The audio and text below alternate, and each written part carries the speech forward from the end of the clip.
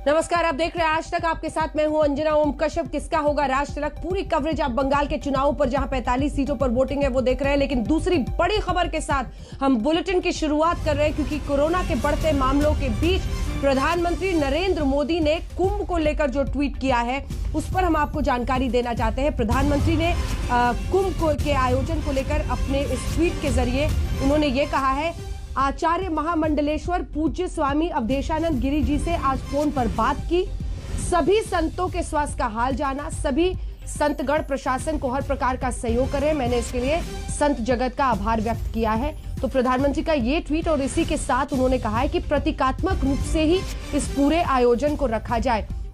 ये अपने आप में बहुत बड़ा मामला दिखाई देता है, क्योंकि मैंने प्रार्थना की है कि 2 शाही स्नान हो चुके हैं और अब कुंभ को कोरोना के संकट के चलते प्रतीकात्मक ही रखा जाए। इससे इस संकट से लड़ाई को एक ताकत मिलेगी, इससे इस संकट से लड़ाई को एक ताकत मिलेगी। अब सवाल यह है कि देखिए, लगातार कोरोना के जो बढ़ते हुए मामले थे, बीते दिन में हमने आपको रिपोर्ट दिखाई थी, हरिद्वार में अकेले 24 घंटे के अंदर 50 साधुओं को एक साथ कोरोना हो गया था। ये जो 2 शाही स्नान के बाद 2 अखाड़े थे जिन्होंने कहा कि हम अब इसका समापन करते हैं, कुछ अखाड़े अड़ गए। उन्होंने कहा अखाड़ा परिषद जब तक ऐलान नहीं करता तब तक समापन नहीं होगा। लेकिन प्रधानमंत्री ने कहा है कि 2 स्नान के बाद जरा इसको प्रतीकात्मक रूप से हम लोग रखें तो ही बेहतर होगा। हिमांशु, कोविड के बढ़ते मामलों के बीच देश भर में 2 आयोजनों को लेकर बड़ी चिंता रही है। एक तो पश्चिम बंगाल में चुनाव प्रचार जो नेता कर रहे हैं, और दूसरी तरफ कुंभ के आयोजन पर सबसे ज्यादा चर्चा होती रही है। पीएम का ये ट्वीट करना एक तरह का संदेश और संकेत साफ है, जिसमें वो ये कह रहे हैं कि जो लड़ाई है कोरोना के खिलाफ, इस संकट की घड़ी में अगर हम प्रतीकात्मक बना दें कुंभ को तो बहुत बड़ा फायदा मिलेगा, सहयोग मिलेगा। एक उन्होंने अपील के तौर पर इसे सामने कह दिया है। हिमांशु, देखिए बिल्कुल अंजना, जब से ये देखा जाए कि कोरोना का संकट देश के सामने ही नहीं बल्कि पूरे विश्व में आया है, तब से प्रधानमंत्री नरेंद्र मोदी की जो भूमिका है वो लोगों को समय समय पर जो है वो इस तरीके से अपील करते हैं कि देखिए कि आप घरों से ना निकले। सबसे पहले आप देखिए लॉकडाउन लगाया, उसके बाद लोगों से अपील की कि आप थाली बजाकर जो है वो कोरोना वॉरियर के लिए आप सम्मान कीजिए, उनके लिए जो है मोटिवेशन का कार्य करें। तो तमाम इस तरीके की चीज़ें हैं। प्रधानमंत्री समय समय पर इस तरीके की अपील करते हैं, जब तक दवाई नहीं, ढिलाई नहीं, 2 गज की दूरी है वो बहुत ज़रूरी है। आप देखिए कि कोविड काल में अगर वो इस तरीके के कुंभ के आयोजन के अंदर इस तरीके की अपील कर रहे हैं कि इसको सिंबॉलिक कर रखे, 2 शाही स्नान हो चुके हैं और वो अवधेशानंद महाराज से भी बात कर रहे हैं और कह रहे हैं कि जो साधु संत हैं उनका एक बहुत बड़ा सहयोग मिल रहा है। जिस तरीके से वो एक तरीके से सोशल डिस्टेंसिंग का पालन की बात कर रहे थे, और उसके बाद प्रतीकात्मक तरीके से, सिंबॉलिक तरीके से किया जाए, जिससे कोविड जो है वो ज़्यादा से ज़्यादा ना फैले। और ये एक और चीज़ है, बंगाल का चुनाव है, और मैं आपको बताऊं कि बंगाल के चुनाव में जब कोविड काल हो अंजना, और उसमें लोग निकल कर आएँ और खासकर महिलाएं निकल कर आएँ और वो सोशल डिस्टेंसिंग का पालन करें, मास्क लगाएं, तो ये कहीं ना कहीं जरूर है कि लोग लोकतंत्र के इस पर्व को मनाना भी चाहते हैं। और कल इलेक्शन कमीशन ने यह भी कहा था कि सभी तरीके के नियमों का पालन हो, और शाम 7 बजे के बाद जो है वो बंगाल के अंदर चुनाव प्रचार नहीं होगा। तो सभी चीजों को मानकर चुनाव भी होंगे, लेकिन कोविड से बचाव के लिए लोगों को जागरूक भी रहना है। हिमांशु, देखिए ना, प्रधानमंत्री ने, क्योंकि धर्म से जुड़ा हुआ मामला बहुत ही नाजुक होता है, लेकिन प्रधानमंत्री ने खुद ये पहल की है अब, जिसमें वो ये कह रहे हैं कि प्रतीकात्मक रूप से अब 2 शाही स्नान हो चुके हैं, अब आगे के लिए सोचा जाए। देखिए, पब्लिक गैदरिंग को लेकर ऐसे लोगों का एक जगह पर इकट्ठा होना कैसे सुपर स्प्रेडर बन सकता है, इस पर लगातार हमने चर्चाएं की हैं। इस सबकी अनदेखी करना सही नहीं होगा, और प्रधानमंत्री ने उसी के संकेत दिए हैं। बहरहाल, अब लौटते हैं जरा पश्चिम बंगाल के चुनाव का रुख करते हुए। तमाम सहयोगी हमारे साथ जुड़े हुए हैं, जिसमें बर्दवान से ही हिमांशु भी जुड़े हुए हैं। मौसमी सिंह हमारी सहयोगी, मौसमी इस वक्त बनी हुई है हमारे साथ दार्जिलिंग से, सिलीगुड़ी से अनुपम मिश्र है, और तमाम जो वरिष्ठ पत्रकार हैं, शशि शेखर जी, संजय जी हमारे साथ जुड़े हुए हैं। आपको बता दें, मीना खान में भी हिंसा की खबर आई है, उस पर मैं संजय जी आपके पास आऊंगी अगर हम पूरा जो वोटर्स का डेमोग्राफी वहां पर है उसको देखें। लेकिन उससे पहले मौसमी आपके पास, और सुबह से दार्जिलिंग वाली चाय हो पाई है क्या नहीं? लेकिन पिछली बार पीएम ने चुनाव में चाय पर चर्चा की थी, चाय से निकली हुई भाप इस बार किस तरफ उड़ती हुई दिखाई दे रही है?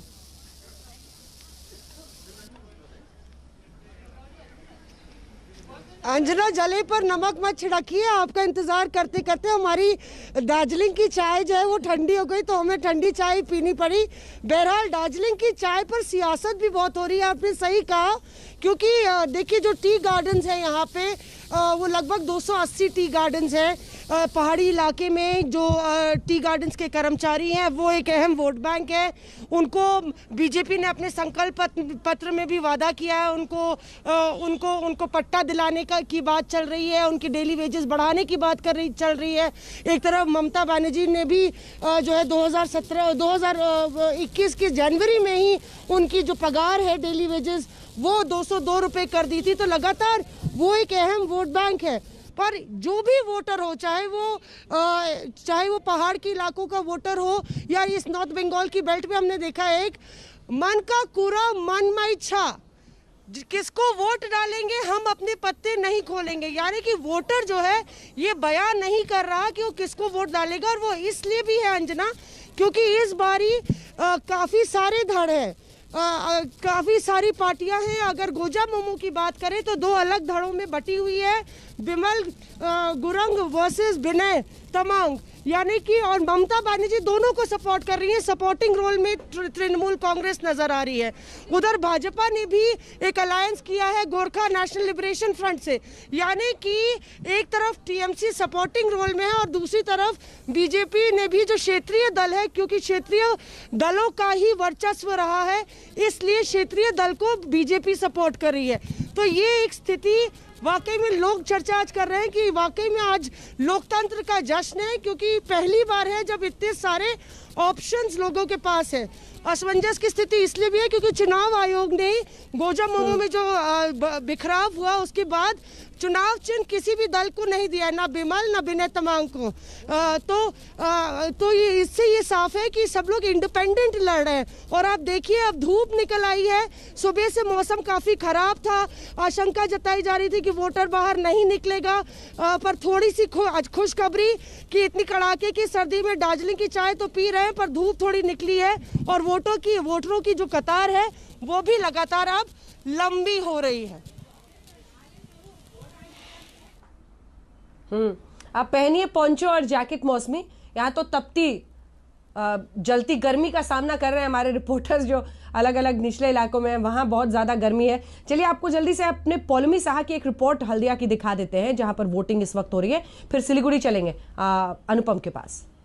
पश्चिम बंगाल में आज 5वें चरण के मतदान हो रहे हैं और ये 6 जिलों में हो रहे हैं। हम इस वक्त नदिया जिले में हैं जहां पर कल्याणी विधानसभा में इस वक्त वोटिंग जारी है। मेरे पीछे आप देख सकते हैं कि वोटरों की कतार लगी हुई है। सुबह से ही ये दृश्य हमें नजर आ रहा है कि वोटर जो है काफी एंथुजियाज्म में यहाँ पर बाहर आए हुए हैं और कतारों में लग चुके हैं वोट डालने के लिए। सुबह के 7 बजे से हम देख रहे हैं, 7 बजे से पहले से इनफैक्ट यहाँ पर जो है लोग आकर खड़े हो गए हैं और अपना वोट डालने को उत्सुक नजर आ रहे हैं। जो महिलाएं हैं, जो पुरुष हैं, जो जवान हैं, जो बूढ़े हैं, सब यहाँ पर आए हुए हैं और पूरी तरह से यहाँ पर तैयारी जो है वो हो चुकी है। कल्याणी असेंबली सीट में इस पोलिंग स्टेशन में 2 पोलिंग बूथ है। यहाँ पर अब खबर आ रही है कि एक पोलिंग बूथ में जो है वहां पर मशीन खराब हो गई है, ईवीएम मशीन, और जिस वजह से उस मशीन को रिप्लेस करने की तैयारी चल रही है। उस मशीन का इस वक्त इंतजार है, एक रिप्लेसमेंट मशीन की। पर दूसरे पोलिंग बूथ पर वोटिंग जो है वो जारी है इस वक्त। सेंट्रल फोर्सेस पूरी तरह से यहाँ पर तैनात है सिक्योरिटी को मद्देनजर रखते हुए, और वोटर जो है वो उनका जो तांता है वो रुक नहीं रहा है, वो लगातार आ रहे हैं यहाँ पर। अनुपम, सिलीगुड़ी का नजारा जरा दिखाइए। वहां पर लोगों का इजाफा हुआ बाद में, अब तो 9 से ज्यादा बज रहे हैं, पहले से तादाद बढ़ी है लोगों की। जी बिल्कुल, मैं इस वक्त आपको दिखा रहा हूँ सिलीगुड़ी में जगह जगह जहाँ पर चुनाव हो रहे हैं, वोट हो रहे हैं, लंबी कतारें हमें देखने को मिल रही हैं और पुरुष भी हैं, महिलाएं भी हैं। इस वक्त पुरुषों की जो कतार है वो ज़्यादा लंबी दिखाई दे रही है और इस वक्त महिलाओं से हम बात करने की कोशिश करेंगे, खासतौर पर जो पहली बार जिन्होंने वोट दिया है। आपने क्या पहली बार वोट दिया है? जी हाँ। अच्छा, पहली बार वोट देने से पहले क्या चलता है मन में, क्या सोचती है? पहली बार वोट देने से पहले एक अलग एक्सपीरियंस होता है और जब वोट देते हैं उसके बाद अलग एक्सपीरियंस होता है। पहले जब मैं वोट पहली बार मैं वोट दे रही हूँ, तो उसमें अलग एक्सपीरियंस हुआ। जैसे कि मैं रात को अच्छे से, मुझे नींद भी नहीं आया ये सोचकर कि मैं पहली बार वोट दूंगी, पहली बार हाथ में इंक लगेगा, जो वोट का इंक होगा, तो उसके लिए बहुत अच्छा एक्सपीरियंस हुआ ये पहली बार। तो वोट देना उस समय दिमाग में ज्यादा चलता है या मुद्दे क्या हैं, किसको वोट देना है, ये भी दिमाग में रहता है? मैंने तो डिसाइड कर ही लिया था कि मैं किसको दूंगी। अब मैंने डिसाइड कर लिया है, इसीलिए मेरे दिमाग में वो नहीं चला कि मैं किसको दूंगी, क्या दूंगी, कैसे दूंगी। लेकिन हाँ, ये जरूर चला कि मैं वहाँ जाकर क्या करूंगी, क्योंकि मेरा कोई एक्सपीरियंस नहीं है, मुझे नहीं पता है कि किसको कैसे देना है वोट। कैंडिडेट को देख के दे रही हैं या काम को देख के दे रही हैं या पार्टी को देख के दिया है? मैंने काम को देख कर दिया है। काम को देख कर दिया है। बिल्कुल, हमारे साथ एक और वोटर है, उनसे बात करेंगे। आपने क्या सोचकर वोट दिया है? मैंने ये सोच के वोट दिया कि देखिए कि मेरे हिसाब से जो मेरे देश के लिए करेगा, मेरा राज्यों के लिए करेगा, मैं उसको ही दूंगी ना वोट। मुझे जिसको अच्छा लगेगा मैं उसको ही दिया वोट। पहले से डिसाइड करके रखा था कि इसको देना है, तो उसको ही दिया। सिलीगुड़ी के मुद्दे महत्वपूर्ण थे या राज्य के मुद्दे महत्वपूर्ण थे आपके दिमाग में, या फिर देश के मुद्दे? नहीं, मेरे राज्यों में जो करेगा उसके लिए ही मैं देना चाहती हूँ, उसको ही दिया मैंने। वोट पहले से डिसाइड करके रखा था कि जो मेरे लिए करेगा, मेरे लिए नहीं, मेरे राज्यों के लिए जो करेगा उसको ही दूंगी। कश्मकश मन में नहीं थी कि वहाँ जाके दुविधा, इसको दूं उसको दूं, पहले से सोच कर रखा? डिसाइड करके ही आया था कि उसको ही देना है, वो उसको ही दिया। बहुत दिन पहले से डिसाइड करके रखा था कि उसको ही देना है। कितने दिन पहले से डिसाइड कर लिया? 5-6 दिन पहले से डिसाइड करके रखा था कि वोट देना है, किसको देना है, पहले से ही शुरुआत से ही डिसाइड करके रखा था। चुनाव जब शुरू हुआ, जब प्रचार शुरू हुआ, तब उतना नहीं सोचा कि इसको देना है, लेकिन धीरे धीरे तय किया? धीरे धीरे तय किया। पहले तो वोट दिया ही था, अभी इस बार भी दे रही हूँ, लेकिन पहले से डिसाइड नहीं किया था। 5-6 दिन पहले ही डिसाइड किया। लोकसभा चुनाव में जिसको वोट दिया, इस बार उसको दिया या नहीं दिया? नहीं, उसको नहीं दिया, अलग। अच्छा, ठीक है। हम महिलाओं के मन की बात जानने की कोशिश कर रहे थे। काफी मुश्किल है, दुरूह है अंजना, लेकिन तय जो किया उन्होंने 4-5 दिन पहले उन्होंने तय कर लिया कि किसको देना है। बिल्कुल, हाँ।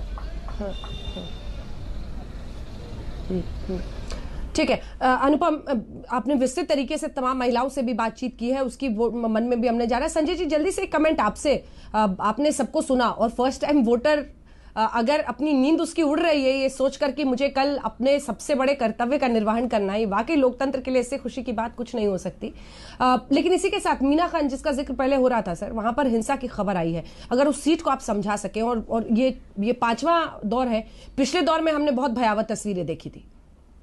अंजना जी, पिछले दौर में हमने देखा था सितालकुची में घटनाएं हुई थी, और अगर मीना खान कंस्टिट्यूंसी को देखें तो काफी कुछ सितालकुची और मीना खान कंस्टिट्यूंसी एक जैसी दिखती है।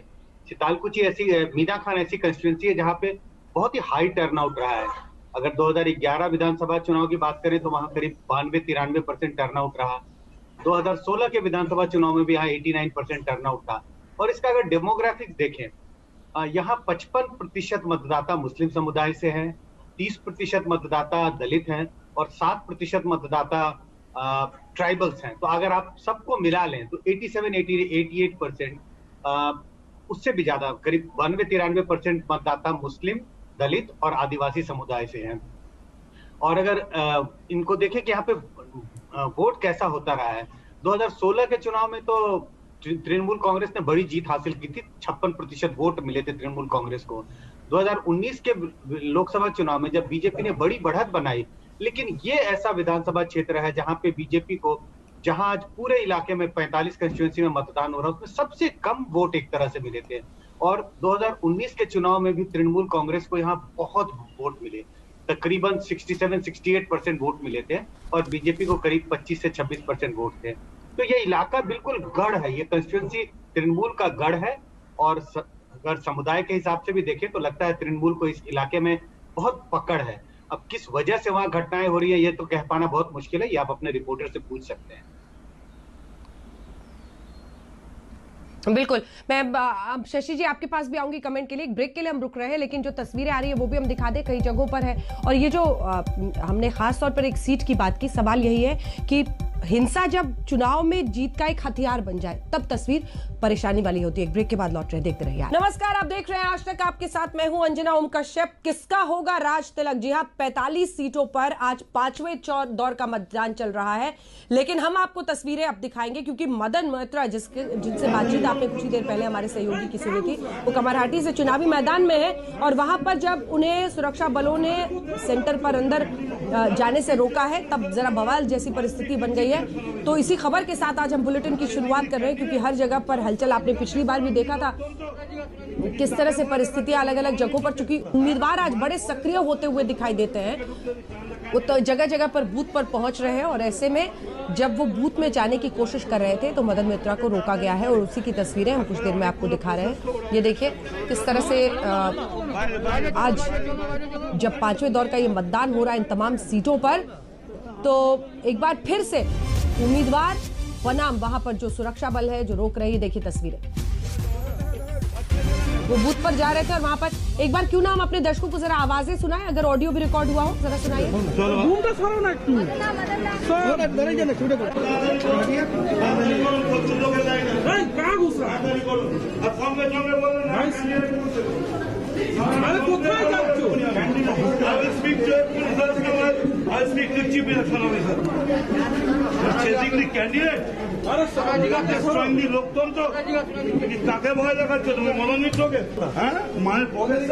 मदन मोइत्रा का ये कहना, हालांकि आपने देखा वो बूथ में गए, जरा अंदर तक भी गए, लेकिन क्या कुछ हो रहा है जरा हमारे सहयोगी हमारे साथ इस पर जुड़ेंगे तो पूरी खबर आपको बताएंगे। सुरक्षा बलों ने जो कहा है, उनका दावा है कि अंदर जाने से रोका है। उत्तर 24 परगना में हिंसा की खबर आ रही है इस बीच, और ये आप तस्वीरें देख रहे हैं मदन मोइत्रा की, ये चुनावी मैदान में है और खुद चूंकि उम्मीदवार के तौर पर जाए, वैसे तो ये बूथ के अंदर ही दिखाई दे रहे हैं, वहां से अब निकलते हुए बाहर आ रहे हैं। अब क्या परिस्थितियां हुई, क्या कहा गया है, बम से बूथ पर हमला किया गया है, ये उत्तर 24 परगना की खबर है, दूसरी जगह की, इस बूथ की नहीं जो आप देख रहे हैं। ये तो मदन मोइत्रा, जल्दी से सुनाते हैं क्या कह रहे हैं। I am going to the chief election officer. No issue. I've got full authority to enter. I mean, even they asked you to take out what picture? Not only that, they were touching the photographs of my goddess. It's my right. It's a democracy.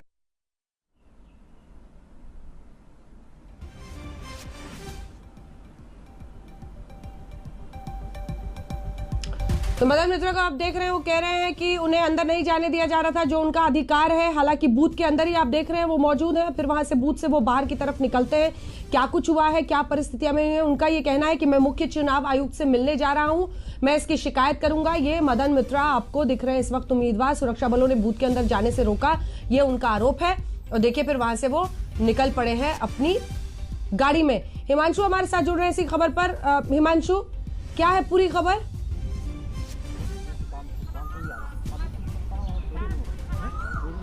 देखिए बिल्कुल, मदन मोइत्रा जो है वो booth में जा रहे थे, उनका आरोप है कि उनको रोका गया है सुरक्षा कर्मियों के द्वारा और इसकी शिकायत वो करेंगे। और उनकी पार्टी की तरफ से जो है इसको लेकर जो है कई शिकायतें आ रही हैं कि उनके वर्करों को जो है बूथ पे जाने से रोका जा रहा है और उनके बूथ एजेंट्स को भी अंदर नहीं जाने दिया जा रहा। कई जगह क्लैशेस की बात आ रही है। मैं जहाँ पर हूँ वो जगह है बरमान का दक्षिण एरिया है अंजना, जहाँ पर इस और उत्तर के अंदर भी इस तरीके की घटना आई थी सामने कि वहां पर भी 2 एजेंट्स को जो है वो अंदर नहीं जाने दिया जा रहा। तो इन सब चीज़ों को लेकर टीएमसी भी जो है आज इलेक्शन कमीशन से मिल सकती है, जिस तरीके की बात जो है मदन मोइत्रा कह रहे हैं। बिल्कुल, और वही तस्वीरें भी हम दिखा रहे हैं। देखिए एक जगह तो वो लगता है जैसे बूथ से बाहर निकल रहे हैं, उन्होंने ये आरोप लगाया है कि उन्हें बूथ में नहीं जाने दिया जा रहा है। अब तस्वीरें आप देखिए, फिर बाहर उन्होंने आके कहा है कि वो इसकी शिकायत चुनाव आयोग में भी करेंगे। बहरहाल ये तस्वीरें यहाँ की है, तमाम अलग अलग जगहों की भी तस्वीरें लिए चलेंगे आपको ग्राउंड जीरो पर। अगर हमारे कोई भी सहयोगी हमारे साथ जुड़ते हैं तो फौरन उनको लीजिएगा इस खबर पर, जो वहां पर वोटिंग हो रही है उसका जल्दी से अपडेट ले लेंगे। और एक बार अभी तक जो मतदान का आंकड़ा है वो भी मांगिए, ताकि हम अपने दर्शकों को जरा दिखा सके कि वोटिंग का अभी तक परसेंटेज क्या है। लेकिन उससे पहले जल्दी जल्दी एक कमेंट लेते हैं आपके साथ। शशि शेखर जी, शुरुआत करते हुए, अब जो हम देख रहे हैं छिटपुट खबरें, मतलब चौथे दौर में जो तो हमने देखा था कि तस्वीर बहुत खराब हो गई थी, लगभग 11-12 बजते कई जगहों से हिंसा की, बम फटने की सब खबर आ रही थी। अभी तक लगता है कि परिस्थिति नियंत्रण में रहेगा। उम्मीदवार तो जाते ही हैं और फिर वहां पर थोड़ा बहुत बकझक तो होता ही रहता है। शशि नहीं, सवाल उसका नहीं है अंजना, दो बातें बहुत साफ है। प्रधानमंत्री ने आज खुद पहल करके कुंभ को प्रतीकात्मक तौर पर रखने की अपील की। मुझे भरोसा है इस अपील का फायदा होगा। और जो आप ही की कल की रिपोर्ट थी कि 8,800 गुना बढ़ोतरी हो रही है उत्तराखंड में कोरोना के केसेस में, इस पर रोकथाम लगेगी। इसके उलट चुनाव आयोग उसी नीति पर चुनाव कराना चाहता है जो कि विवादास्पद थी और जिसकी वजह से अनावश्यक तनाव और अनावश्यक संक्रमण बढ़ रहा है। 420 गुना ज्यादा केसेस वहां पर आ रहे हैं। ऐसे में मुझे लगता है कि चुनाव आयोग को भी सोचना चाहिए कि भाई इन स्थितियों से लाभ क्या होने वाला है। उनके पास पर्याप्त फोर्सेज है और अगर थोड़ा सा उसे लिमिट कर लिया जाए तो शायद स्थिति बेहतर होगी। आज जो हालात बंगाल के चुनाव से उपज रहे हैं उस कटुता का असर चुनाव के बाद भी कायम रहेगा वहां के सामाजिक ताने बाने में, और संक्रमण तो है ही है। तो मुझे ऐसा लगता है कि आज का सबसे बड़ा कमेंट यही है कि एक तरफ प्रधानमंत्री पहल करके देश के सबसे बड़े धार्मिक आयोजन को प्रार्थना कर रहे हैं कि कृपा करके अब इसे प्रतीक में रखिए, ज्यादा शाही स्नान न किए जाए। इसका दूसरा अर्थ ये है आयोग को भी इस पर विचार करना चाहिए, क्योंकि बंगाल भी अल्टीमेटली तो संक्रमण फैलता है तो सभी के लिए नुकसानदेह होता है। बिल्कुल, और यही दो चीजों पर तो सबसे ज्यादा ध्यान था, चाहे वो कुंभ हो और दूसरी तरफ चुनाव प्रचार। लेकिन अभी तक जो वोटिंग का मतदान रहा है वो जल्दी से अपने दर्शकों को बता देते हैं। दार्जिलिंग में सुबह 9 बजे तक 15% मतदान हुआ है। अलग अलग जगहों से अब आंकड़े सामने आने लगे हैं। जलपाईगुड़ी में 15.58% मतदान हुआ है। तो तमाम इलाकों में 15%, 15.5% के आसपास वोटिंग, 14% कालिम्पोंग में 9 बजे तक वोटिंग हुई है। ऐसे ही अलग अलग जगहों की हम आपको आंकड़े बता रहे हैं, जिसमें नादिया में 2 घंटे में सबसे ज्यादा अभी तक अगर आप देखें तो 16.52% यहाँ पर वोटिंग हुई है। लगभग 16.5% की वोटिंग यहाँ पर हुई है। 13% के आसपास पूर्व बर्धमान में है। 2 घंटे में दार्जिलिंग में, जैसे हमने आपको बताया, 15% मतदान है। जयंत घोषाल जी, आपके पास आते हुए, शुरुआती फेज में हमने पिछली बार भी देखा था यही 15 के आसपास था, उसके बाद अचानक से स्पीड पकड़ता है। लेकिन पूरी तस्वीर को देखें ना, कोरोना को लेकर ममता बनर्जी ने भी चुनाव आयोग में सिफारिश की थी, लेकिन चुनाव आयोग ने एक साथ चुनाव कराने के बाकी फेजेस के उनकी रिक्वेस्ट को दरकिनार कर दिया, उसको नहीं स्वीकारा है। ऐसे में अब सवाल ये बनता है कि अगर आपको इंश्योर भी करना है तो प्रचार तो थम नहीं रहा है। कुंभ में प्रधानमंत्री खुद कह रहे हैं, एक अपील की तरह उन्होंने कहा है कि प्रतीकात्मक रूप से बाकी शाही स्नानों को कीजिए, लेकिन यहाँ का जो ये पॉलिटिक्स का महाकुंभ है उसका क्या होगा? जयंत जी, देखिए अंजना जी, मैं पश्चिम बंगाल के जिले में, गांव में जब घूम रहे थे, मैंने देखा है जब रोड शो, अमित शाह जी का रोड शो भी देखा और जब ममता जी भी रैली कर रहे हैं, कोई मास्क पहनते नहीं है। मतलब ज्यादा से ज्यादा लोग मास्क नहीं यूज कर रहे हैं।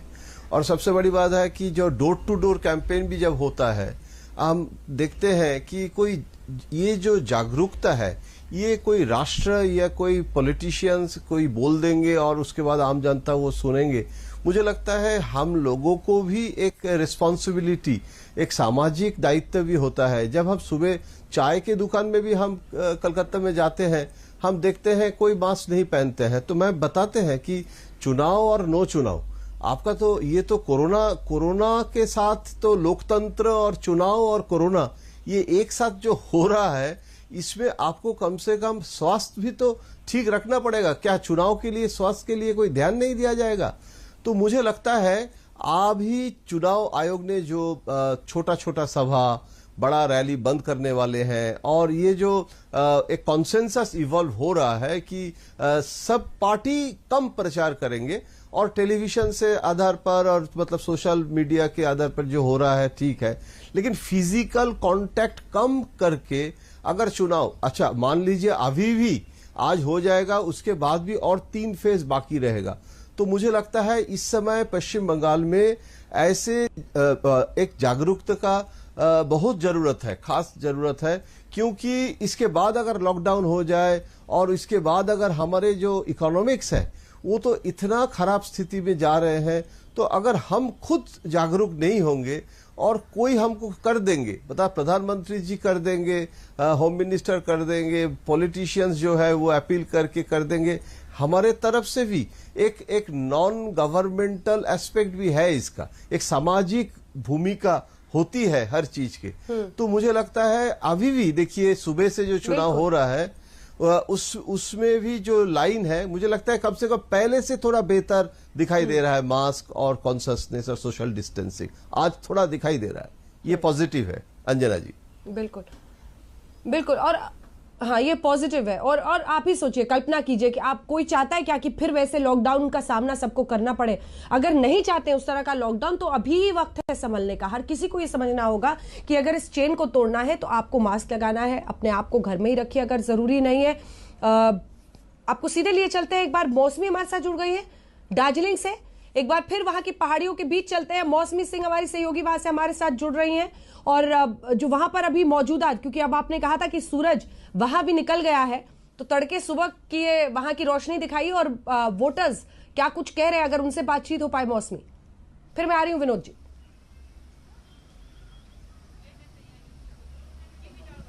जी अंजना, देखिए बेहद दिलचस्प है जो जयंतो बता रहे थे किस तरह से कोरोना का जो है, कोरोना की छुट्टी हो गई है यहाँ पे जब से चुनाव चल रहा है। तो दार्जिलिंग में भी ये वादियाँ तो बेहद खूबसूरत हैं, पर जिस तरह से चुनाव प्रचार के दौरान कोरोना की सारे नियमों की अनदेखी हुई है वो हमने देखा सड़कों पे, क्योंकि काफ़ी पर्यटक भी आए हुए हैं। तो यहाँ पे ऐसा लगता ही नहीं है कि कोई कोरोना जैसी महामारी चल रही है। आधे लोग मास्क नहीं पहनते हैं, सड़क पे लोग थूक रहे हैं। तो इस तरह का थोड़ा सा संयम और थोड़ी सी जागरूकता, चाहे वो कार्यकर्ता हो या वोटर हो, उनको दिखानी चाहिए।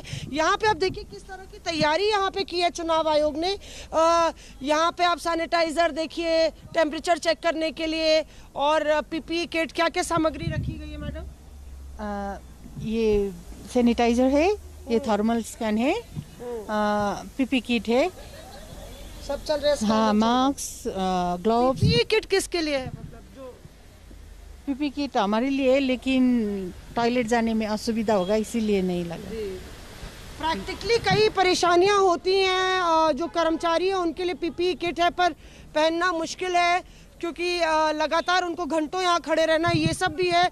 दो तरफ यहाँ पे देखिए आप पोलिंग बूथ में दोनों तरफ इस तरह की कोरोना को लेके सारे तैयारियां की गई हैं। अंजना, महत्वपूर्ण ये है कि ये चर्चा हो रही है कि क्या कोरोना बम की तरह फूटेगा यहाँ पे जब चुनाव खत्म हो जाएंगे, तब क्या कोरोना के संख्या और आंकड़े सामने आएंगे। क्योंकि याद है आपको कि करशोंग योगी आदित्यनाथ उत्तर प्रदेश के मुख्यमंत्री आए थे और उसके बाद वो कोविड मौसमी मैं लौट रही हूँ आपके पास। बिल्कुल, ये अगर बचाना है अपने आप को और लॉकडाउन से देश को, तो फिर हर किसी को इस पर मेहनत करनी होगी। एक ब्रेक के लिए हम रुक रहे हैं, लगातार कवरेज जारी। विनोद जी आपके पास भी आऊंगी, अनुपम हमारे साथ जुड़े हुए सिलीगुड़ी से, हिमांशु जुड़े हुए बर्दवान से, सबका रुक करेंगे। एक छोटे से ब्रेक के बाद भी कवरेज जारी है, देखते रहिए आज तक। तो मतदान के लगभग 2 घंटे से ज्यादा का वक्त निकल चुका है, अब लगभग 10 बजने वाले हैं। समझिए 7 बजे से शुरू हुआ था, 3 घंटे। इस बीच तस्वीरें हम आपको अलग अलग जगहों की दिखाते हैं जरा, क्योंकि वोटिंग इस वक्त चरम पर है। हालांकि 9 बजे तक 15% मतदान की खबरें ही ज्यादातर जगहों से आई हैं, लेकिन इसी के बाद अब कतारें लंबी हो रही हैं। लगातार कवरेज आप देखेंगे किसका होगा राज तिलक में। हम आपको दिखा रहे हैं पश्चिम बंगाल में 5वें दौर की 45 सीटों पर वोटिंग की तस्वीरें। एक ब्रेक के लिए हम रुक रहे हैं। ब्रेक के उस पार कोरोना पर आज तक का सबसे बड़ी मुहिम, ब्रेक के बाद देखते रहिए आज तक।